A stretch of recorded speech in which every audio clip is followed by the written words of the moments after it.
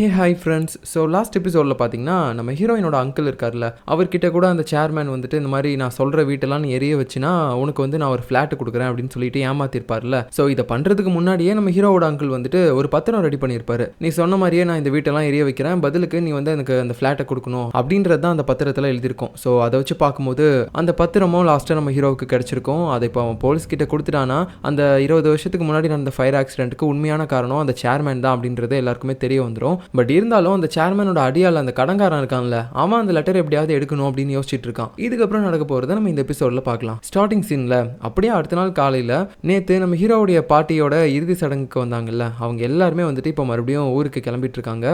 ஏன்னா நம்ம ஹீரோவுடைய பாட்டி வீடு இருக்க இடம் பார்த்தீங்கன்னா ஒரு வில்லேஜ் மாதிரி இடம் போல. எல்லாருமே ஒரே வேனில் தான் வந்திருப்பாங்க. இப்போ கிளம்பிட்டு இருக்காங்க. அப்போ நம்ம ஹீரோவுடைய ஃப்ரெண்ட் வந்துட்டு, என்ன இந்த கடங்காரனை காணோம், காலையில் பாத்ரூம் வருதுன்னு சொல்லிட்டு எங்களுக்கு முன்னாடி எங்கேயோ வெளியே போனா, ஆனால் இன்னும் ஆளை காணாமே அப்படின்னு யோசிக்கும் போது அப்பதான் நம்ம ஹீரோவுக்கு லைட்டாக டவுட் வருது. ஒருவேளை அவன் அந்த டாக்குமெண்ட் ஏதாவது எடுத்துட்டு ஓடிப்பானா, இல்லை அப்படி பண்ணியிருக்க மாட்டான் அப்படின்னு யோசிச்சுக்கிட்டு நம்ம ஹீரோ பார்த்தீங்கன்னா அந்த கோட் பாக்கெட்டில் கை விட்டு பார்க்குறான். ஏன்னா நேற்று அவன் கண்டுபிடிச்ச அந்த டாக்குமெண்ட்டை கோட்டில் தான் வச்சிருப்பான் போல. பார்த்தா இப்போ அதை காணோம். அவனுக்கு செம்ம ஷாக் ஆயிடுச்சு. பண்ணாட நாயி நல்ல மாதிரி நடிச்சு அந்த பத்திரத்தை எடுத்துட்டு போயிட்டானே. என் அங்கிள் யாரையும் கொலை பண்ணல, அவர் ஒரு நல்லவர் நிரூபிக்கிறதுக்கு இருந்த ஒரே ஆதாரம் அது மட்டும்தான், அதையும் இப்படி எடுத்துட்டு ஓட்டானே, நல்லாவே இருக்க மாட்டான் அப்படின்னு சொல்லிட்டு ஹீரோ இந்த பக்கம் நினச்சிட்டு இருக்கும்போது இன்னொரு பக்கம் இந்த கடங்காரன் பார்த்தீங்கன்னா அப்படியே அந்த டாக்குமெண்ட்டை பார்த்துக்கிட்டு சிரிச்சுக்கிட்டே வந்துட்டு இருக்கிறான். இந்த சேர்மேன் எடுத்துகிட்டு போய் கொடுத்தனா கண்டிப்பாக எனக்கு வந்து பயங்கரமாக நல்ல பேர் கிடைக்கும். அதையும் தாண்டி நான் இதை அவர்கிட்ட கொடுக்கறதுக்கு நிறைய காசு கூட சார்ஜ் பண்ணலாம்ல, ஏன்னா இது போலீஸ்க்கு கிடைச்சிச்சுன்னா அவர் உள்ளே போக வேண்டியது வரும். அதனால கண்டிப்பாக நான் கேட்குற எல்லா காசையும் கொடுப்பாருன்னு நினைக்கிறேன் அப்படின்னு பேசிக்கிட்டே போயிட்டு இருக்கும்போது நம்ம ஹீரோ விடாமல் கால் பண்ணிட்டே இருக்கான். ஹீரோ மட்டும் இல்லாமல் அவன் ஃப்ரெண்டும். கடைசியாக நம்ம ஹீரோ கால் பண்ணும்போது அவன் அட்டன் பண்ணி பேசிடுறான். என்னையா அவங்களுக்கு வேணும், சும்மா நோயின்னு கால் பண்ணிட்டே இருக்கீங்க, மனுஷனை நிம்மதியாக இருக்க விட மாட்டீங்களா அப்படின்னு சொல்ல, டேய் சா வச்சிருவேன், ஒழுங்காக அந்த டாக்குமெண்ட் கொடுறா அப்படின்னு சொல்லும்போது, அட நீ ரொம்ப லேட்டுப்பா, நான் ஆல்ரெடி சேர்மனோட இடத்துக்கே வந்துட்டேன், இதோ இப்போ தான் கார்லேருந்து இறங்கினேன் அப்படின்னு சொல்லும்போது, சரி ஓகேடா, நீ உன் இஷ்டப்படி அந்த டாக்குமெண்ட்டை சேர்மன்ட்ட கொடுத்து நல்ல பேர் வாங்குவியோ இல்லை அதுக்கு பதிலாக காசு வாங்குவியோ அது உன்னோட விருப்பம். ஆனால் அந்த சேர்மனுக்கு ஒரு கெட்ட பழக்கம் இருக்குது. அவன் பண்ண தப்பை பற்றி மற்றவங்க யாராவது ஒருத்தங்க கண்டுபிடிச்சிட்டாங்க அப்படின்னா அவங்க யாரையுமே அவன் உயிரோட விட்டு வைக்க மாட்டான். ஸோ இந்த லெட்டர் நீ கொடுக்கும்போது கண்டிப்பாக இதை படிச்சுட்டு தான் கொடுத்துருப்ப அப்படின்றது அவனுக்கு தெரியும். ஸோ அப்போனா அவர் பண்ண அந்த ஃபயர் ஆக்சிடென்ட் விஷயம் உனக்கு தெரிஞ்சிருச்சு இல்லை, அதனால உன்னையும் கொலை பண்ண தயங்க மாட்டான், பார்த்து இருந்துக்க அப்படின்னு சொல்லிட்டு ஹீரோ கட் பண்ணிடுறான். அதாவது இப்போ வந்து அவனுடைய மனசில் ஒரு பயத்தை விதைச்சிருக்கான். அதனால இவனும் ஒரு மாதிரி யோசிச்சுட்டு தான் இருக்கான். உண்மையாகவே அவன் நம்மளை கொலை பண்ணிடுவானா அவனை பற்றின விஷயம் நமக்கு தெரிஞ்சதுனால அப்படின்னு சொல்லிட்டு மனசுக்குள்ளேயே இந்த கடங்காரன் ஒரு மாதிரி குமுறிக்கிட்டு இருக்கிறான். இப்போ அப்படியே நெக்ஸ்ட் நம்ம ஹீரோயினோட மேனேஜர் லேடியை காட்டுறாங்க. அவங்க வந்து டிஸ்சார்ஜ் ஆகிட்டாங்க போல. அப்படியே அவங்க ரிலாக்ஸ் பண்ணிக்கிட்டு வெளியே உட்காந்துட்டு இருக்கும்போது ஹீரோயினோட அம்மா கேஸை பார்த்துருப்பார்ல ஒரு இன்ஸ்பெக்டர், அவர் பார்த்தீங்கன்னா அங்கே வராரு. என்னம்மா இப்போ பரவாயில்லையா அப்படின்னு சொல்லும்போது, பரவாயில்ல சார் நல்லா தான் இருக்கேன் அப்படின்னு சொல்லிட்டு சிரிச்சிட்டே பேசிட்டு இருக்கிறாங்க. ஸோ இந்த இன்ஸ்பெக்டரும் அந்த மேனேஜர் லேடியும் வந்துட்டு ஒரு ஃப்ரெண்ட்ஸ் போல, அதனால தான் ரொம்ப கேஷுவலாக பேசிகிட்டு இருப்பாங்க. அதுக்கப்புறம் நம்ம மேனேஜர் லேடியும், அம்மா ஹீரோயின் எங்க, நான் ஸ்டார்டிங்லேருந்து அவளை இங்கே பார்க்கவே இல்லை அப்படின்னு சொல்ல, அவள் உன்னோட வீட்டுக்கு தான் போயிருக்கா, நீ இங்கேருந்து டிஸ்சார்ஜ் ஆகி போக போகிறல்ல, ஸோ உன்னுடைய திங்ஸ்லாம் எடுத்துகிட்டு வர சொல்லியிருக்கேன், அதனால தான் அவன் வீட்டுக்கு போயிருக்கா அப்படின்னு சொல்ல, இதை கேட்டுட்டு நம்ம மேனேஜர் லேடிக்கு செம்ம ஷாக்கு. இதே நேரத்தில் அந்த மேனேஜர் லேடியோட வீட்டில் நம்ம ஹீரோயின் போயிட்டு க்ளீன்லாம் பண்ணிட்டு இருக்கா. அதுக்கப்புறம் அவங்களுடைய திங்ஸ் ட்ரெஸ் இதெல்லாம் பேக் பண்ணிட்டு இருக்கும்போது அங்கே ஒரு ட்ராயரை ஓப்பன் பண்ணி பார்க்குறா. பார்த்தா அதில் ஏதோ ஒரு புக் இருக்க மாதிரி இருக்குது. இது எங்கேயோ பார்த்த மாதிரி இருக்குது அப்படின்னு சொல்லி பார்க்கும்போது தான் தெரிய வருது அவளுடைய ஸ்டோரேஜ் ரூமில் ஒரு புக்கை காணோம் அப்படின்ற மாதிரி இதுக்கு முன்னாடி பார்த்துட்டு இருந்திருப்பாள்ல. அதை பற்றி நம்ம மேனேஜர் லேடி கிட்ட கூட கேட்கும்போது அவளுடைய வீட்டில் தான் அந்த புக் இருந்திருக்கும். ஸோ அந்த புக்கு தான் இது அவளால் நம்பவே முடியல. மேனேஜர் லேடி என்ன ஏமாத்திருக்காங்களா அப்படின்னு சொல்லிட்டு ஒரு மாதிரி அதிர்ச்சியோடைய அந்த புக்கை எடுத்துகிட்டு இப்போ டேரெக்டாக ஹாஸ்பிட்டலுக்கு தான் போகிறாங்க. அங்கே போயிட்டு அந்த புக்கை காட்டி, என்ன இது, அன்றைக்கி இந்த புக்கை பற்றி கேட்கும்போது உங்களுக்கு இதை பற்றி எதுவுமே தெரியாது, இது நீங்கள் பார்க்கவே இல்லை அப்படின்னு சொன்னீங்க, அப்படி இருக்கும்போது உங்கள் வீட்டில் இது எப்படி கிடச்சிச்சு அப்படின்னு சொல்லும்போது, இல்லைம்மா அதுக்கு பின்னாடி இருக்க விஷயத்த நான் உனக்கு கொஞ்சம் புரிகிற மாதிரி சொல்கிறேன், நீ கொஞ்சம் அமைதியாக இரு அப்படின்னு சொல்லும்போது, இல்லை என்னால் அமைதியாக இருக்க முடியாது, நான் இத்தனை வருஷமாக அமைதியாக இருந்துட்டேன், இந்த புக்கு என்னுடைய அம்மா எழுதி வச்ச புக்கு, என்னோட முன்னோர்கள் நிறைய பேர் பேய் ஓட்டுற விஷயத்தை எழுதி வச்சிருந்த புக்கை தான் நான் இவ்வளோ நாள் படிச்சுட்டு இருந்தேன். ஆனால் என்னோட அம்மா எழுதி வச்ச இந்த புக்கு மட்டும் எனக்கு கிடைக்கவே இல்லை. ஆனால் இப்போ நீங்கள் அதை மறைச்சு வச்சு என்கிட்ட விளையாண்டுருக்கீங்கன்னு நினைக்கும் போது என்னால் அதை தாங்கிக்கவே முடியல. இப்போவே நான் போகிறேன், என்னுடைய அம்மா இந்த புக்கில் என்னென்னலாம் எழுதி வச்சிருக்காங்கன்னு சொல்லி எல்லாத்தையுமே ஒன்று விடாமல் படிக்க போகிறேன் அப்படின்னு சொல்லிட்டு அப்படியே கோவத்தோடு அங்கேருந்து போகிறா. இதுக்கு மேலே நீங்கள் எனக்கு மேனேஜரும் கிடையாது அப்படின்னு சொல்லிட்டு அப்புறம் நம்ம ஹீரோயின் போயிட்டு அவளுடைய வீட்டில் உட்காந்து இப்போ அந்த புக்கை படிக்க ஆரம்பிக்கிறா.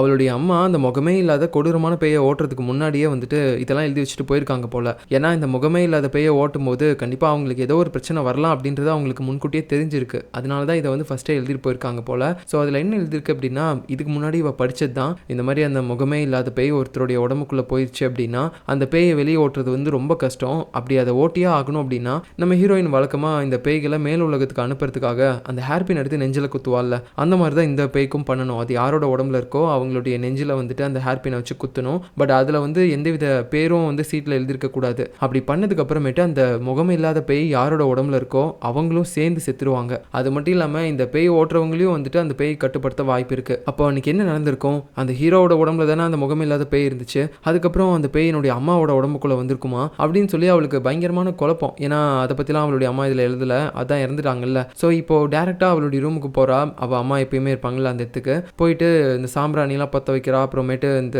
உப்பை வச்சு தடுப்புலாம் போடுறா. எல்லாத்தையுமே பண்ணிட்டு அவளுடைய அம்மாவை இப்போ இந்த இடத்துக்கு வர வைக்கிறா. ஏதோ ஒரு விஷயம் தப்பாக இருக்குது, நீங்கள் செத்த டைமில் ஏதோ ஒன்று நடந்திருக்கு, அது என்கிட்ட இப்போ வரைக்கும் நீங்கள் மறைக்கிறீங்க, நான் இப்போ அதை கண்டுபிடிக்காமல் விட மாட்டேன் அப்படின்னு சொல்லி அந்த சாம்பிராணி வரதில் ஒரு மாதிரி நெருப்பு பற்ற வைக்கிறா. அப்புறம் அந்த கையை எடுத்துகிட்டு போயிட்டு அப்படியே அவளுடைய அம்மா மேலே வைக்கும்போது இந்த டைம் அப்படியே டேரெக்டாக டச்சே பண்ணிடுறா ஒரு ஆன்மாவை. ஸோ அதுக்கப்புறம் பார்த்தீங்கன்னா திடீர்னு கற்பனைக்குள்ளே போயிடுறா. அன்னைக்கு என்ன நடந்துச்சு அப்படின்னு சொல்லிட்டு பார்க்குறா. அதாவது அவங்க இறந்து போன அன்னைக்கு நைட் நடந்த விஷயங்கள் தான். நம்ம ஹீரோவுடைய அங்கிளும் ஹீரோவும் இந்த இடத்துக்கு வந்ததுக்கப்புறம் இவளுடைய அம்மா பார்த்தீங்கன்னா இவளை ரூமில் போய் லாக் பண்ணிட்டு என்ன நடந்தாலும் கீழே வராது அப்படின்ற மாதிரி சொல்லிட்டு பேய் ஓட்டுறதுக்கு வந்திருப்பாங்கல்ல. ஸோ அதுக்கப்புறம் நடந்ததை நம்ம நிறைய தடவை பார்த்துருப்போம். ஹீரோயினோட அம்மா அப்படியே ஒரு மாதிரி அவங்களுடைய உடம்புக்குள்ள அந்த பேய் போனதுனால ஒரு மாதிரி தவிச்சிட்டு இருந்திருப்பாங்க. அந்த ஹேர் பின் எடுத்து என்னுடைய நெஞ்சில் குத்துமா அப்படின்னு சொல்லி ஹீரோயின்ட்டே கேட்டுட்டு இருந்திருப்பாங்க. ஹீரோயின் அதை பண்ண மாட்டேன் அப்படின்னு சொல்லும்போது கடைசியில் அவங்களே வந்து குத்திட்டு இறந்து போயிருப்பாங்கல்ல. ஸோ அந்த விஷயத்தை தான் வந்து இவர் ரிப்பீட்டடாக பார்த்துட்டே இருக்கா. அதாவது இந்த மெமரியை ஒரு டைம் அவள் பார்த்துட்டு வெளியே வந்துடுறா. வெளியே வந்ததுக்கப்புறம் மறுபடியும் அந்த புகை வரதில் கையை வச்சு ஒரு மாதிரி நெருப்பு உண்டாக்கி அதே கையை கொண்டு போய் அவள் அம்மா மேலே வச்சு மறுபடியும் பார்த்தீங்கன்னா அந்த கற்பனைக்குள்ளே போய் அதை பார்த்துட்டே இருக்கா. ஏன்னா உண்மையாகவே நடந்தது இது இல்லை, வேற ஒன்று நடந்திருக்கு அப்படின்றது ஹீரோயினுக்கு தெரியுது. ஸோ அது என்ன அப்படின்றத கண்டுபிடிக்கிறதுக்கு தான் இந்த கற்பனையான விஷயத்த மறுபடியும் போய் பார்த்துக்கிட்டே இருக்கா. ஸோ ஒரு கட்டத்தில் நம்ம ஹீரோயினால சுத்தமாக முடியல. அவளுடைய உடம்பு ரொம்ப சில்லுன்னு ஆயிடுச்சு. ஏன்னா பேய்கள் பக்கத்தில் அவள் போனானாலே கண்டிப்பாக அவளுடைய டெம்பரேச்சர் வந்து ரொம்ப கம்மியாகும்ல. அதனால அவள் பயங்கர வீக்காக ஃபீல் பண்ணிட்டு இருக்கும்போது இந்த பக்கம் நம்ம ஹீரோவும் ஹீரோயினை பார்க்கறதுக்காக வீட்டுக்கு வெளியே நிற்பானா. அந்த நேரத்தில் லைட்லாம் பயங்கரமாக ஃப்ளிக்கர் ஆகுது. அப்படியே ஒரு மாதிரி நெருப்பெல்லாம் வேற வர ஆரம்பிக்குது. அதெல்லாம் பார்த்ததுக்கப்புறம் ஹீரோவுக்கு தெரிஞ்சிச்சு உள்ள ஏதோ தப்பாக நடக்குது அப்படின்றது. உடனே பார்த்தீங்கன்னா அவன் பாட்டுக்கு உள்ளே போகிறான். இதே நேரத்தில் உள்ள நம்ம ஹீரோயின் அவள் அம்மாவை போய் டச் பண்ணிட்டே இருந்திருப்பாள்ல. இப்போ கடைசியாக ஒரு தடவை டச் பண்ணும்போது உண்மையாகவே அன்றைக்கி நைட் என்ன நடந்துச்சு அப்படின்றது வந்து அவளுக்கு முழுமையாக தெரியுது. ஸோ ஃபஸ்ட்டு நம்ம ஹீரோவுக்கு அந்த முகமே இல்லாத பேய், அந்த கொடூரமான பேய் பிடிச்சிருக்கும்ல, அதனால அவனுடைய அங்கிள் கூட அவனை இங்கே கூப்பிட்டு வந்திருப்பாங்க. அதுக்கப்புறம் என்ன ஆயிருக்குன்னா நம்ம ஹீரோயினோட அம்மா போயிட்டு அந்த ஸ்டோர் ரூம் இருக்கும்ல, அதில் அவங்களுடைய முன்னோர்கள் அந்த முகமே இல்லாத பேயை பற்றி என்ன எழுதி வச்சிருக்காங்க அப்படின்றதெல்லாம் படித்து தெரிஞ்சிருக்காங்க. அது மூலமாக அவங்களுக்கு ஒரு சில ஹிண்ட்ஸ்லாம் கிடச்சிருக்கு. ஸோ அதுக்கப்புறம் இந்த விஷயத்தை பற்றி அவங்க வேற யாரோ ஒருத்தங்களுக்கு கால் பண்ணி பேசிகிட்டு இருக்காங்க. அது வேற யாரும் இல்லை, நம்ம மேனேஜர் லேடி தான். ஸோ இப்போ தான் நமக்கு தெரிய வருது அந்த டைமில் நம்ம மேனேஜர் லேடி தான் வந்துட்டு ஹீரோயினோட அம்மாவுக்கு அசிஸ்டண்ட்டாக இருந்திருக்காங்க போல. அந்த காலில் என்ன பேசிகிட்டு இருக்காங்கன்னா இந்த மாதிரி முகமே இல்லாத ஒரு கொடூரமான பேய் ஒரு பையனோட உடம்புல இருக்குது, நான் அந்த பேயை வெளியேற்ற ட்ரை பண்ண போகிறேன், பட் இருந்தாலும் இதெல்லாம் அந்த பையனுடைய உயிரே கூட போக வாய்ப்பு இருக்குது, அப்படி தான் என்னுடைய முன்னோர்கள்லாம் அந்த புக்கில் மென்ஷன் பண்ணியிருக்காங்க, நான் அதை தான் பண்ணி ஆகணும், இல்லைனா இந்த பேய் வந்து இன்னும் பல பேரை கொல்லும் அப்படின்லாம் சொல்லிட்டு அவங்க பேசிகிட்டு இருக்காங்க. ஆனால் அன்ஃபார்ச்சுனேட்லி இது எல்லாத்தையுமே பார்த்தீங்கன்னா ஹீரோவோட அங்கிள் கேட்டுறாரு. ஐயோ நம்ம அண்ணன் பையனை கொலை பண்ண ட்ரை பண்ணுறா போலயே இவ, நம்ம இவனை எப்படியாவது இங்கேருந்து காப்பாற்றி கூட்டு போயிடணும் அப்படின்னு சொல்லிட்டு போகலான்னு நினைக்கிறாரு. ஆனால் அதுக்குள்ளே நம்ம ஹீரோயினோட அம்மா அங்கே வந்துடுறாங்க. அந்த அங்கிளும் நம்ம ஹீரோயினோட அம்மா கிட்ட ஒழுங்காக எங்களை விட்டுரு, நாங்கள் இங்கேருந்து போயிடுறோம், தேவையில்லாமல் இவனை எதுவும் பண்ணாத அப்படின்னு சொல்லி பேசிகிட்டு இருப்பாரு. ஸோ இப்போ அப்படியே இந்த ஃப்ளாஷ்பேக்லாம் அப்படி நினச்சி பார்த்துட்டே இருக்கும்போது ஹீரோயின் பார்த்தீங்கன்னா பயங்கரமாக உடம்பு கூலிங் ஆனதுனால அப்படியே வந்து மயக்கம் போட்டு விழுந்துடுறா. அழுதுகிட்டே அம்மா அம்மா அப்படின்னு சொல்லி கதறிட்டு இருக்கும்போது நம்ம ஹீரோ வந்து பிடிச்சிடுறான். அவளுடைய உடம்பு ரொம்ப கூலிங்காக இருக்கிறத நோட் பண்ணி கொஞ்சம் அவளை டச் பண்ணி மறுபடியும் அவளுடைய டெம்பரேச்சரை நார்மல் ஆக்கிட்டு இருக்கான். பட் இருந்தாலும் நம்ம ஹீரோயின் இப்போ வரைக்கும் பார்த்தீங்கன்னா ஒரு அன்கான்சியஸான ஸ்டேஜில் தான் இருக்கா. அப்படியே அந்த கற்பனையையும் அவள் கண்டினியூவாக பார்த்துட்டே இருக்கா. ஸோ இந்த மாதிரி வந்துட்டு நம்ம ஹீரோவோட அங்கிள் எதிர்த்து நிற்கிறாரு ஹீரோயினோட அம்மாவை, தயவு செஞ்சு எங்களை விட்டுரு, அங்கே இங்கேருந்து போயிடுறோம் அப்படின்னு சொல்லிட்டு. ஆனால் ஹீரோயினோட அம்மா சொன்னால் புரிஞ்சுக்கோங்க, இதில் இருக்க சீரியஸ்னஸ் உங்களுக்கு தெரியல, இந்த பையனோட உடம்புல இருக்க பேய் அப்படியே விட்டுட்டோன்னா அது இன்னும் பல பேரை கொல்லும், ஸோ புரிஞ்சுக்கோங்க அப்படின்னு சொல்லிட்டு நம்ம ஹீரோயினோட அம்மா அந்த ஹீரோவோட உடம்புல இருக்க பேயை ஓட்டுறதுக்கு நெஞ்சிலேயே போயிட்டு அந்த ஹேர் பின்னை குத்தலாம் அப்படின்னு நினைக்கிறாங்க. அது மூலமாக ஹீரோவும் செத்துருவான் அப்படின்றதும் அவங்களுக்கு தெரியும். பட் இதை தவிர வேற வழியே கிடையாது, இந்த ஒரு உயிருக்கு பார்த்தோம்னா பல உயிர் போகும் அப்படின்னு யோசிச்சுட்டு அவங்க இப்படி பண்ணிட்டு இருப்பாங்க. பட் நம்ம ஹீரோவோட அங்கிள் பார்த்தீங்கன்னா விடுற மாதிரியே தெரியல, நம்ம ஹீரோயினோட அம்மாவை தடுத்துட்டு இருப்பாரு. அப்போ திடீர்னு என்ன ஆகும்னா நம்ம ஹீரோயினோட அம்மாவை கழுத்துலையும் பார்த்தீங்கன்னா ஒரு செயின் இருக்கும், அதாவது அந்த ப்ளூ கலர் ஸ்டோன் இருக்க மாதிரி ஒரு செயின். ஸோ பேய் வந்து உடம்புக்குள்ள போய் நம்மளை கண்ட்ரோல் பண்ணிடக்கூடாது அப்படின்றதுக்காக தான் அந்த செயின் போடுவாங்க, நம்ம ஹீரோவும் போட்டிருப்பான்ல. ஸோ அந்த செயின் இப்போ கீழே விழுந்ததுக்கப்புறம் நம்ம ஹீரோவோட உடம்புல இருக்க அந்த பேய் பார்த்துட்டு உடனே ஓடி வந்து அவங்கள டைட்டாக கட்டி பிடிச்சி ஒரு மாதிரி லாக் பண்ணிடுது, எந்த பக்கமும் அவங்கள போக விடாத மாதிரி, என்னை விடு விடுன்னு அப்படின்னு அவங்க சொல்லிகிட்டே இருக்காங்க. அதுக்கப்புறம் அவனுடைய உடம்புல இருக்க அந்த முகமே இல்லாத பேய் நம்ம ஹீரோயினோட அம்மா உடம்புக்குள்ளே வந்திருக்கு. அதுக்கப்புறம் அப்படியே மயக்கம் போட்டு விழுந்துடுறான் நம்ம ஹீரோவும். இப்போ இந்த பேய் நம்ம ஹீரோயினோட அம்மா உடம்புக்குள்ளே போனதுனால அங்கே பக்கத்தில் இருக்கக்கூடிய நம்ம ஹீரோவுடைய அங்கிளை பார்த்துட்டு உடனே அவருடைய கழுத்தை பிடிச்சி மேலே தூக்கிட்டு இருக்கு. கொலை பண்ண தான் ட்ரை பண்ணுது போல. அந்த நேரத்தில் தான் கீழே ஏதோ சத்தம் கேட்குது அப்படின்னு சொல்லிட்டு நம்ம ஹீரோயினை டோரை ஓப்பன் பண்ணிட்டு கீழே வந்து பார்த்துருப்பா. அப்போ அவளுடைய அம்மா இப்படி பண்ணிட்டு இருக்கிறத பார்த்துட்டு அவளுக்கு ஒன்றுமே புரியல. அம்மா அப்படின்னு சொல்லி கத்தும்போது அவங்க திரும்பி பார்க்குறாங்க. அவங்களுடைய ஃபேஸில் எதுவுமே இல்லாமல் இருக்கிறத பார்த்துட்டு இவளுக்கு தூக்கி வாரி போட்டுருச்சு. என்ன இப்படி இருக்காங்க அப்படின்ட்டு. அதுக்கப்புறம் இவ பக்கத்தில் இவ அம்மா உடம்புல இருக்க அந்த முகமே இல்லாத பேய் வேற பக்கமாக வந்துகிட்டே இருக்கு. இதை பார்த்து இவ பயத்தில் ஒரு மாதிரி அந்த ஹேர்பின் எடுத்து கையில் வச்சுக்கிட்டு இருக்கா. என் பக்கத்தில் வராதிங்க, நீங்கள் என் அம்மா இல்லை அப்படின்னு சொல்லிட்டு இருக்கும்போது கரெக்டாக பார்த்தீங்கன்னா அந்த பேய் இவ மேலே பாஞ்சு வர மாதிரி தெரியுது. இவ அப்படியே கண்ணை மூடி அந்த ஹேர்பினை முன்னாடி நீட்டிட்டு இருக்கும்போது அந்த பேய் அதுவே அதோட நெஞ்சில் குத்து வாங்கிருச்சு. அதுக்கப்புறம் அப்படியே ரத்தமும் பயங்கரமாக ஹீரோயின் மேலே அடிச்சிருக்கும். கடைசியாக நம்ம ஹீரோயினோட அம்மாவும் அப்படியே அந்த இடத்துல இறந்து போயிருப்பாங்க. அந்த பேய் வந்து அவங்களுடைய உடம்புல இருந்து அழிஞ்சதுனால அவங்களும் இறந்து போயிட்டாங்க. ஏன்னா அந்த புக்லையும் அப்படி தானே மென்ஷன் பண்ணியிருப்பாங்க, அந்த பேய் யாரோட உடம்புல இருக்கோ அவங்களும் வந்து செத்துருவாங்க அப்படின்னு சொல்லிட்டு. அந்த மாதிரி தான் இவங்க இறந்து போயிருக்காங்க. பட் என்னதான் இருந்தாலும் அன்னைக்கு அவங்கள வந்து இந்த மாதிரி அந்த ஹேர்பின் வச்சு குத்துனது நம்ம ஹீரோயின் தானே. இதை நம்ம மேனேஜர் லேடியும் பார்த்துருப்பாங்க. அது மட்டும் இல்லாமல் இதுதான் உண்மையாகவே நடந்திருக்கு. அப்படி பார்க்கும்போது நம்ம ஹீரோயினோட அம்மா இறந்து போனதுக்கு ஹீரோயின் தான் காரணம் அப்படின்ற மாதிரி தான் நமக்கு தெரியுது. ஸோ இதெல்லாம் நம்ம ஹீரோயினுக்கு தெரிஞ்சதுனால தான் அப்படியே அழுதுகிட்டே ஒரு மாதிரி அம்மா நான் தானம்மா எல்லாத்துக்கும் காரணம் அப்படின்னு சொல்லிட்டு கதறிட்டு இருக்கா. அதுக்கப்புறம் நம்ம ஹீரோயினை கொண்டு போய் ஹாஸ்பிட்டலில் அட்மிட் பண்ணிடுறான். அவள் வந்து ரொம்ப சீரியஸான சுச்சுவேஷனில் இருக்கா. ரொம்ப அவளுடைய பாடி வந்து கோல்டாக போனதுனால. ஸோ அப்படி அட்மிட் பண்ணதுக்கப்புறம் வெளியில் நம்ம ஹீரோவும் மேனேஜர் லேடியும் பார்த்துட்டு ரொம்ப வருத்தப்படுறாங்க. நம்ம ஹீரோவும் பல நாள் அங்கேயே இருக்கான். இன்னைக்கு தான் வந்து நம்ம ஹீரோயினுக்கு சரியாகும் அப்படின்னு சொல்லிட்டு. இதே நேரத்தில் அந்த சேர்மேன் இருக்கான்ல, அவங்ககிட்ட வந்து அவனுடைய அசிஸ்டன்ட் லேடி சொல்கிறா, இந்த மாதிரி நீங்கள் இத்தனை நாளாக தேடிட்டு இருந்தீங்கல்ல அந்த ஹீரோவோட அங்கிளுக்கு எழுதி கொடுத்த பத்திரம், அதை அந்த கடங்காரன் கண்டுபிடிச்சிட்டான். அதான் இதுக்கு முன்னாடி உங்களுக்கு அடியாளாக இருந்தான்ல அவன். பட் இருந்தாலும் இப்போ வரைக்கும் அதை உங்ககிட்ட அவன் கொடுக்காம இருக்கான். ஒருவேளை அதை வச்சு உங்களை ஃபியூச்சரில் பிளாக்மெயில் பண்ணலாம் அப்படின்ற ஒரு ஐடியாவில் இருக்கானா என்னன்னு தெரியல. அப்படியா, அவனுக்கு அவ்வளோ தைரியமாயிருச்சா? நான் அன்றைக்கே அவனை கொல்லாமல் விட்டது என்னோட தப்பு தான். நான் சீக்கிரமாக அவனை கண்டுபிடிக்கிறேனா இல்லையான்னு பாரு அப்படின்னு சொல்லிட்டு சேர்மேன் வேற அந்த அடியாள் மேலே பயங்கர கோவத்தில் இருக்கான். இதே நேரத்தில் இப்போ அந்த அடியாள் அந்த கடங்காரன் எங்கே இருக்கான் அப்படின்னு சொல்லி காட்டுறாங்க. அவன் பார்த்தீங்கன்னா இப்போ வரைக்கும் கொஞ்சம் நல்லவனாக தான் இருக்கான் போல. என்னன்னா நம்ம ஹீரோ வந்து ஒரு லாட்ஜில் தங்கியிருக்கான்ல, அந்த லாட்ஜோடைய ஓனர் கூட ஒரு பாட்டி, அவங்க வந்து அவங்களுடைய பையனை தேடிட்டு இருந்திருப்பாங்க, காணாமல் போன பையனை. ஸோ அந்த பையன் பார்த்தீங்கன்னா ஒரு ஏஜென்சியில் வேலை பார்க்குறான் அப்படின்னு சொல்லி கூட இவன் கண்டுபிடிச்சிருப்பான் இந்த கடங்காரன். இப்போ அந்த ஏஜென்சிக்கு தான் வந்து அந்த பாட்டியோடைய பையனை இவன் பார்த்துட்டான். இந்த மாதிரி உன் அம்மா வந்து நீ எவ்வளோ நாள்டா பிரிஞ்சிட்டு இருப்ப, ஒழுங்காக போய் நீ பேசுகிற வழியே பாடுறா, நீ காணோன்னு சொல்லி அவங்க எவ்வளோ துடிச்சு போயிருக்காங்க தெரியுமா, தினம் தினம் உன்னை நினச்சி கஷ்டப்பட்டு இருக்காங்க அப்படின்லாம் சொல்லிட்டு இருக்கான். ஸோ இவன் சின்ன பையனாக இருக்கும்போது அந்த பாட்டி ஏதோ சண்டை போட்டிருப்பாங்க போல. அந்த கோவத்தில் தான் இவன் வீட்டை விட்டு வெளியே வந்திருக்கான். ஸோ இப்போ இப்படி அம்மாவை பற்றிலாம் பேசும்போது இவனுக்கும் லைட்டாக மனசு மாறுது. அதுக்கப்புறம் நம்ம கடங்காரன் என்ன பண்ணுறான்னா அந்த பாட்டியோடைய ஃபோன் நம்பர் எழுதி கொடுக்குறான். இதுதான் உன் அம்மாவுடைய நம்பர், உனக்கு மனசு மாறிச்சுன்னா அவங்க கிட்ட கால் பண்ணி பேசு, உன்னை ரொம்ப மிஸ் பண்ணுறாங்க அப்படின்னு சொல்லிட்டு இருக்கும்போது யாரும் அங்கே வர மாதிரி தெரியுது. இவன் உடனே ஓடி போயிடுறான். பார்த்தா நம்ம சேர்மேனுடைய அடியாட்கள் தான். ஸோ அந்த கடங்காரன் வந்து இப்போ நம்ம சேர்மேனுக்கு எதிராக இருக்கக்கூடிய அந்த பத்திரத்தை வச்சிருக்கான்ல, அதை அவங்ககிட்ட இருந்து வாங்கணும் அப்படின்றதுக்காக தான் இந்த அடியாட்கள்லாம் தேடிட்டு இருக்காங்க போல. ஆனால் அவங்க கிட்ட இருந்து தப்பிச்சு அவன் பாட்டுக்கு உயிர் பொழைச்சு ஓடிட்டு இருக்கிறான். ஐயோ, அந்த ஹீரோ சொன்னது உண்மையாவே நிஜமா நடந்துரும் போலயே, இந்த பத்திரத்தை இந்த சேர்மேன்ட்ட கொடுக்கலைன்னா அவன் என்ன கொலை பண்ணிடுவான் போலயே,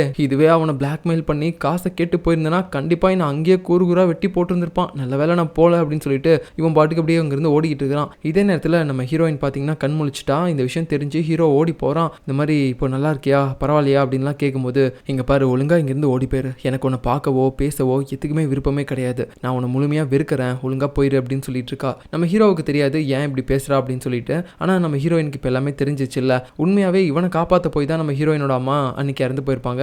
அதுவும் இல்லாமல் ஹீரோவோட அங்கிள் தடுக்காமல் இருந்திருந்தாலும் இந்நேரம் ஹீரோ செத்து போயிருந்திருப்பான். அதனால இவன் செத்து போயிருந்தா கூட பரவாயில்ல, என்னோட அம்மா எதுக்காக செத்து போகணும் அப்படின்னு சொல்லிட்டு அவளுக்குள்ள ஒரு மாதிரி கொஞ்சம் கோபம் இருக்கு ஹீரோ மேலே. அதனால தான் அப்படியே கடுப்பில் பேசிகிட்டு இருக்கா. ஸோ ஹீரோவுக்கும் ஒரு மாதிரி புரியாமல் அங்கேருந்து போகும்போது கரெக்டாக அதுக்கப்புறம் மேனேஜர் லேடி வேற வரா. இந்த மாதிரி பரவாயில்லையா நல்லா இருக்கே அப்படின்னு சொல்லிட்டு இருக்கும்போது அவன் மேலேயும் இவளுக்கு பயங்கரமான காண்டு இல்லை. ஏன்னா நம்ம ஹீரோயின் வந்து அவளுடைய அம்மாவை கொண்ட விஷயத்தை பற்றி இத்தனை வருஷமாக மறைச்சிட்டு இருந்திருக்கா. 20 வருஷம் உங்களால் எப்படி என்னை ஏமாத்திட்டு இருக்க முடிஞ்சிச்சு, அந்த புக்கை பற்றின விஷயத்தையும் மறைச்சிட்டு என் அம்மாவை நான் தான் கொலை பண்ணேன் அப்படின்றத பற்றியும் மறைச்சிக்கிட்டு ஒரு கல் நெஞ்சக்காரியாக எப்படி உங்களால் இருக்க முடிஞ்சிச்சு, உங்களுக்குலாம் மனசாட்சியே இல்லைல்ல அப்படி இப்படின்னு சொல்லிட்டு பயங்கரமாக நம்ம ஹீரோயின் வந்து கத்திக்கிட்டே இருக்கிறா. அப்புறம் கிளாஸையும் தூக்கி போட்டு உடைக்கிறா. ஒழுங்கா இங்கேருந்து போங்க, எனக்கு உங்கள் யாரையுமே பார்க்கவே பிடிக்கல அப்படின்னு சொல்லிட்டு போகும்போது அந்த மேனேஜர் லேடியும் இது எல்லாமே நான் உன் நல்லதுக்கு தான் பண்ணேன், அது உனக்கு புரியல அப்படின்னு சொல்லிட்டு சோகமாக பேசிட்டு போகிறாங்க.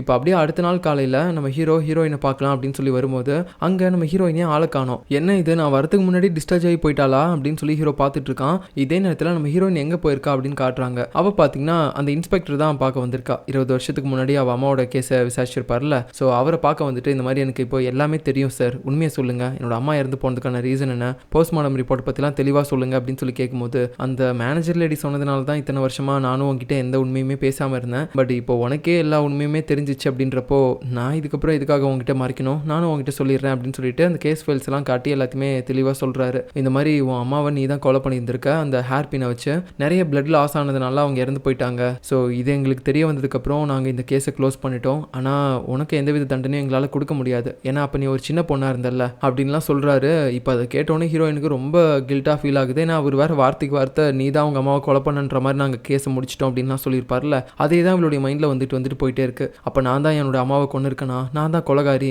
அப்படின்னு சொல்லிட்டு ரொம்ப குற்ற உணர்ச்சியாக யோசிச்சுட்டு அவள் பாட்டுக்கு வீட்டுக்கு நடந்து போகிறா. அவள் அம்மாவோட ஆன்மா இப்போ அவள் கண்ணுக்கு தெரியல, இருந்தாலும் வீட்டில் இருக்க எல்லா மூல முடுக்களையும் பார்த்துட்டு நான் தானம்மா அவங்களை கொலை பண்ணிட்டேன், நான் தானே கொண்டுட்டேன் அப்படின்னு சொல்லிட்டு ஒரு மாதிரி பேசிகிட்டே இருக்கான் சோகத்தோடையே. அதுக்கப்புறம் நம்ம ஹீரோவும் வீட்டில் போய் பார்க்குறா. அந்த இடத்துல ஹீரோயினை காணோம். அப்புறம் கொஞ்ச நேரம் கழிச்சு நம்ம மேனேஜர் லேடியை போய் மீட் பண்ணி, மேடம் உண்மையாக என்ன நடந்துச்சுன்னு கொஞ்சம் சொல்கிறீங்களா, எனக்கு ஒன்றுமே புரியல, அவள் ஏன் இப்போ திடீர்னு இப்படிலாம் ஒரு மாதிரி பண்ணுறா, என்னையும் ரொம்ப வெறுக்கிறா, உங்களையும் வந்து திட்டிகிட்டு இருக்கா, என்னதான் ஆச்சு அப்படின்னு கேட்கும்போது மேனேஜர் லேடியும் இப்போ எல்லா உண்மையுமே சொல்கிறாங்க. இந்த மாதிரிடா 20 வருஷத்துக்கு முன்னாடி உன்னுடைய அங்கிள் வந்து உன்னை கூட்டிகிட்டு வந்தார் ஹீரோயினோட அம்மா கிட்ட பேய் ஓட்டுறதுக்காக. அந்த டைமில் தான் வந்துட்டு உன் உடம்புல கொடூரமான பேய் இருக்கிறது தெரிஞ்சு உன்னை அப்படியே வச்சு கொண்டுட்டு அந்த பேயும் அழிக்கலாம் அப்படின்னு நினச்சிருந்தாங்க. ஆனால் உன்னுடைய அங்கிள் அதுக்கு விடலை. அந்த நேரத்தில் தான் ஹீரோயினோட அம்மா கழுத்தில் இருந்த அந்த ப்ளூ கலர் ஸ்டோன் இருக்க செயின் கீழே விழுந்துருச்சு. அதுக்கப்புறமேட்டு தான் உன் உடம்புல இருக்க அந்த முகமே இல்லாத பேய் அவங்களுடைய உடம்புக்குள்ளே போயிடுச்சு. அதுக்கப்புறம் ஹீரோயினை அந்த ஹேர் பினை வச்சு அவங்களுடைய நெஞ்சில் குத்தும் போது அந்த பேய் அழிஞ்சது மட்டும் இல்லாமல் அவள் அம்மாவும் இறந்து போயிட்டா. ஸோ ஹீரோயினுக்கு அன்னைக்கு நீ இறந்து போயிருந்தா பரவாயில்ல, இதுக்கு அவள் அம்மா இறந்து போயிருக்கணும் அப்படின்ற ஒரு கோவம் தான். அதனால தான் அவள் உன்னை வெறுக்கிறா. இத்தனை வருஷமா இந்த உண்மையை அவகிட்ட சொல்லாமல் இருந்ததுனால தான் அவள் என்ன வெறுக்கிறா. அது மட்டும் இல்லாமல் இன்னொரு விஷயமும் நடந்துச்சு அப்படின்னு சொல்லிட்டு இவ ஒரு ஃப்ளாஷ்பேக்கை பற்றியும் சொல்கிறா. ஆக்சுவலாக நம்ம ஹீரோயினோட அம்மா இறந்து போனதுக்கப்புறம் நைட்டு நம்ம ஹீரோ வந்து ஹாஸ்பிட்டலில் அட்மிட் ஆயிருப்பான். ஏன்னா அவனுக்கும் உடம்பு ரொம்ப வீக்காக இருந்திருக்கும். அந்த நேரத்தில் ஹீரோவோட அங்கிள் வந்து ஹீரோவை பார்த்துட்டே பேசிட்டு இருந்திருப்பாரு. அந்த பேய் ஓட்டுற லேடி சொன்னது உண்மைதான்டா, உனக்குள்ளே இருந்தது உண்மையாகவே ரொம்ப கொடூரமான பேய் தான், ஆனால் உன்னை கொல்லக்கூடாது அப்படின்றதுக்காக தேவையில்லாமல் அவங்களுடைய உயிரை விட்டுட்டாங்க. எல்லாத்துக்குமே காரணம் நான் தான்டா. அந்த ஃபயர் ஆக்சிடென்ட்டுக்கும் அப்புறம் இப்போ இந்த பேய் ஓட்டுற லேடி இறந்து போனதுக்கும் இது எல்லாத்துக்கும் காரணம் நான் தான். நான் எல்லா தப்பையுமே ஒத்துக்கிட்டு போலீஸில் ஆஜராக போகிறேன் அப்படின்னு சொல்லி அழுதுகிட்டே பேசிகிட்டு இருந்திருப்பாரு. அந்த டைமில் தான் நம்ம மேனேஜர் லேடி அங்கே வந்து ஹீரோவோட அங்கிள் கிட்ட அந்த ப்ளூ கலர் ஸ்டோன் இருக்க ஒரு செயினை கொடுத்துருப்பாங்க. நம்ம ஹீரோயினோட அம்மா போட்டிருந்தது. இது அந்த பையனுடைய கழுத்தில் எப்பயுமே மாட்டிருங்க, ஏன்னா அப்போ தான் அவனுக்கு பேய் பிடிக்காது, இது அவனுடைய சேஃப்டிக்கு தான் அப்படின்னு சொல்லும்போது அவங்களும் சரி ஓகே, நான் இதை எப்பயுமே அவன் கழுத்துலேருந்து கழட்ட மாட்டேன் அப்படின்ற மாதிரி சொல்லிட்டு இருக்காங்க. ஸோ இப்போ இந்த விஷயம் எல்லாமே நம்ம ஹீரோ கிட்ட அந்த மேனேஜர் லேடி சொல்லும்போது ஹீரோவுக்கே அதை கேட்கும்போது கொஞ்சம் கஷ்டமாக தான் இருக்குது. அப்போனா அன்றைக்கி என்னோட உயிர் போயிருந்தா தப்பே கிடையாது அதில், ஏன்னா அன்றைக்கி என்னோட உடம்புல தானே அந்த பேய் பூந்துருந்துச்சு. அப்போ எனக்கு பதிலாக ஹீரோயினோட அம்மா இறந்து போனது உண்மையாகவே ரொம்பவே தப்பு தான். அதனால தான் அவள் என் மேலே இவ்வளோ கோவத்தில் இருக்கானா, அது கண்டிப்பாக நியாயமான கோவம் தான். அது மட்டும் இல்லாமல் நீங்களும் அவகிட்ட இருந்து அந்த உண்மையை இவ்வளோ நாள் மறைச்சிருக்க கூடாது, அதுவும் தப்பு தான். ஸோ நம்ம வந்து அவன் மேலே குறை சொல்லக்கூடாது, நம்ம பண்ணது தான் தப்பு. என்னால் முடிஞ்ச அளவுக்கு நான் அவகிட்ட சாரி கேட்பேன், அவளை கன்வின்ஸ் பண்ணுவேன், அவளை நார்மலாக என் கூட பேச வைப்பேன் அப்படின்னு சொல்லிட்டு ஹீரோ பாட்டுக்கு அங்கேருந்து போகிறான். இதே நேரத்தில் நம்ம ஹீரோயின் பார்த்தீங்கன்னா ஏதோ ஒரு காட்டு பகுதியெல்லாம் உள்ளே பூந்து போயிட்டு இருக்கிறா. எங்கடா போகிறா அப்படின்னு பார்க்கும்போது அங்கே காட்டில் ஒரு பெரிய வீடு ஒன்று இருக்கும். அந்த வீட்டில் ஒரு லேடி இருக்காங்க. அவங்க இந்த பேய் ஓட்டுற விஷயங்கள் எல்லாத்தையுமே வந்து பண்ணிட்டு இருக்காங்க. இந்த புகை போடுற கூண்டு, அதுக்கப்புறம் அந்த ப்ளூ கலர் ஸ்டோனு, அப்புறம் அந்த ஹேர் பின்னு, இந்த மாதிரி நிறைய விஷயங்கள் வந்து அவங்க பண்ணிட்டு இருக்காங்க. ஸோ இதெல்லாம் இவங்க கிட்ட இருந்தால் நம்ம ஹீரோயின் வந்து வாங்குவா போல. ஸோ நம்ம வந்து இவளை வெப்பன்ஸ் கொடுக்குற லேடி அப்படின்னு சொல்லி ஞாபகம் வச்சுக்கலாம். ஸோ இப்போ இவ அப்படி பண்ணிட்டு இருக்கும்போது நம்ம ஹீரோயின் அங்கே வருவாளா, அப்போ உடனே அவகிட்ட ஆமாம் இப்போ ரீசெண்டாக உனக்கு புதுசாக இது ஒரு அசிஸ்டன்ட் கிடச்சிருக்கான் அப்படின்னு கேள்விப்பட்டேன், அவன் எப்படி எல்லாமே நல்லா பண்ணுறானா அப்படின்னு சொல்ல, அவனெல்லாம் நான் வேலையை விட்டு தூக்கிட்டேன், அதுவும் இல்லாமல் இதுக்கப்புறம் நான் பேய் ஓட்டுற தொழிலும் பண்ண போகிறதில்ல, நான் அப்படியே இந்த உலகம் முழுக்க ட்ராவல் பண்ணி ஒரு பைத்தியக்காரி மாதிரி சுற்றலான்னு இருக்கேன் அப்படின்னு சொல்லும்போது, என்னடி ஆச்சு உனக்கு, ஏன் இப்படிலாம் பேசிட்டு இருக்கிறா, இல்லை எனக்கு இதெல்லாம் விருப்பமே இல்லை அப்படின்னு சொல்லிட்டு இருக்கும்போது அவங்க இன்னொன்று சொல்கிறாங்க, உன் அம்மாவும் இப்படி தாண்டி சொல்லிட்டு இருந்தா, ஆனால் அவளால் இந்த பேய்கள்லாம் மேல் உலகத்துக்கு போக முடியாமல் கஷ்டப்பட்டு இருக்கிறத பார்த்துட்டு இருக்க முடியல, எப்பயுமே வந்து அந்த பேய்களை மேல் உலகத்துக்கு அனுப்ப பாப்பா, அதே மாதிரி தான் நீயும் கண்டிப்பாக இந்த பேய்களை மேல் உலகத்துக்கு அனுப்புகிற தொழிலை நீ விடவே மாட்டேன் அப்படின்னு சொல்லும்போது, நான் கண்டிப்பாக அந்த மாதிரிலாம் இல்லை, நான் இதெல்லாம் விட்டுருவேன் அப்படின்னு சொல்லி பேசிகிட்டு இருக்கா. இன்னொரு பக்கம் நம்ம இன்ஸ்பெக்டர் அப்புறம் நம்ம மேனேஜர் லேடி இவங்க 2 பேரும் பேசிகிட்டு இருக்காங்க. கூடிய சீக்கிரம் நம்ம இந்த சேர்மனோட கதையை வந்து முடிக்கணும், ஐ மீன் கொலை பண்ணுறதை பற்றி இல்லை, அவனை வந்து அவன் பண்ண தப்பு எல்லாத்தையுமே எப்படியாவது ஒத்துக்க வச்சு அவனை ஜெயிலில் போடணும், அவனால தான் இவ்வளோ பிரச்சனையும் அப்படின்னு சொல்லி பேசிகிட்டு இருக்கும்போது அங்கே இப்போது நம்ம டிடெக்டிவும் வராரு. நானும் உங்கள் டீமில் ஒருத்தனா ஆயிடலாமா, ஏன்னா அந்த சேர்மேன் தான் எனக்கும் எதிரி, அவனை காலி பண்ணணும் அப்படின்னு சொல்லி பேசிகிட்டு இருக்கான். பட் இவன் இந்த டீமில் ஜாயின் பண்ணது மேனேஜர் லேடிக்கு ஒரு மாதிரி இருக்குது. அதுக்கப்புறம் அடுத்த நாள் காலையில் நம்ம மேனேஜர் லேடி ஹீரோ கிட்ட போயிட்டு ஒரு விசிட்டிங் கார்டை கொடுக்குறாங்க. இந்த அட்ரஸுக்கு போ, இங்கே தான் வைப்பா அப்படின்னு சொல்லிட்டு. நம்ம ஹீரோவும் இப்போ அந்த இடத்துக்கு போகிறான். அது வேற எந்த இடமும் கிடையாது, அந்த வெப்பன்ஸ் உருவாக்குற லேடி இருக்கால்ல அவளுடைய வீடு தான். நம்ம ஹீரோவை பார்த்துட்டு அவங்க கேட்குறாங்க, யார் பண்ணி என்ன இங்கே பண்ணுற அப்படின்னு கேட்கும்போது, ஒன்றும் இல்லை, நான் ஹீரோயினை தேடி தான் வந்தேன், அவள் இங்கே தானே இருக்கா அப்படின்னு சொல்லும்போது, ஆமாப்பா இங்கே காட்டில் ஒரு வாக்கிங் போயிருக்கா, நீ இங்கே வெயிட் பண்ண அவள் வருவா அப்படின்னு சொல்லும்போது, இல்லை நான் அவளை போய் பார்க்குறேன் அப்படின்னு சொல்லிட்டு அவன் பாட்டுக்கு போகிறான். அப்போ இந்த லேடிக்கு ஒரு மாதிரி கொஞ்சம் டவுட் வருது. என்ன இது, அவன் மேலே ரொம்ப அக்கறைப்பட்டு இவன் போகிற மாதிரி தெரியுது, ஒரு வேலை இருக்குமோ அப்படின்னு சொல்லி யோசிச்சுட்டு போகிறாங்க.